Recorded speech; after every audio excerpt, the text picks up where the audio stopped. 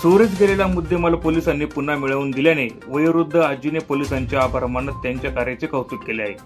पुणे पोलिसांचा हा video social मीडियावर व्हायरल झाला असून नेटकऱ्यांकडून पोलिसांच्या कार्याचे कौतुक होत आहे।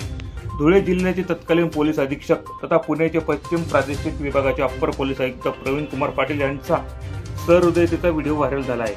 पुणे शहर पोलिसांच्या कार्यक्षेत्रातील पोलीस उपायुक्त परिमंडळ 1 पोलीस ठाण्याच्या हद्दीत झालेल्या विविध गुन्ह्यांचा छडा लावत चोरीस गेलेला 2,31,54,489 रुपयांचा मुद्देमाल फिर्यादींना परत मिळवून दिल्याने नागरिकांनी पोलिसांचे आभार मानले आहेत।